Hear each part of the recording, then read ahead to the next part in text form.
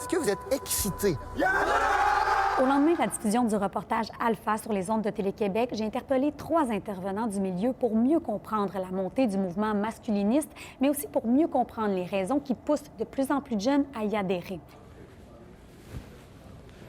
Je m'appelle Anne-Marie Ménard, je suis professionnelle en sexologie et je suis créatrice de contenu. J'ai vraiment eu un clash de discours dans ma classe que j'aurais jamais entendu avant. Là, je me retrouve devant des jeunes qui ont des discours conservateurs, traditionnels, masculinistes. Pour moi, les jeunes sont des éponges et si on ne va pas de front avec l'éducation, qu'on n'adresse pas ces enjeux-là d'emblée avec eux, bien, ils vont trouver des réponses ailleurs. Mais je pense à la pornographie. Présentement, l'éducation sexuelle chez nos jeunes, elle est beaucoup faite par la pornographie, des scénarios violents, des scénarios irréalistes. On focus sur le plaisir de l'homme. Le consentement n'est pas nécessairement toujours présent. Et les jeunes n'ont pas le contexte frontal assez développé pour avoir un jugement adéquat.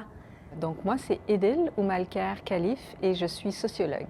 Je trouve que quand tu lis la Bible, c'est un très beau message de « OK, t'as comme un code d'éthique à respecter. » Puis Ephesians 5, 22-33, ça, c'est le passage de la soumission. C'est écrit que la femme doit se soumettre à l'homme comme l'homme se soumet à Dieu. Oula! Je suis choquée, je suis choquée. Je me dis, mais moi, je crois en Dieu, je suis soumise à aucun homme. Je ne serai jamais de ma vie soumise à aucun homme. Donc, mais en réalité, les religions nous ont jamais quittés. Même les gens qui, par exemple, ne pratiquent pas de religion ont des rituels bien ancrés. Est-ce que il n'y aurait pas une crise sur le plan spirituel et des vides sur le plan spirituel qui font en sorte que il y a des formes de radicalisation? Raphaël Provost, directeur général d'Ensemble pour le respect de la diversité. L'homme reste derrière et pas la femme est devant, l'homme est à côté. Oui, évidemment, il faut un peu plus les mettre en avant pour, on va dire, compenser, mais c'est pas en écrasant que ça va compenser. Il y a quelque chose dans le mouvement masculiniste qui moi, me trouble, c'est alimenter le un contre l'autre.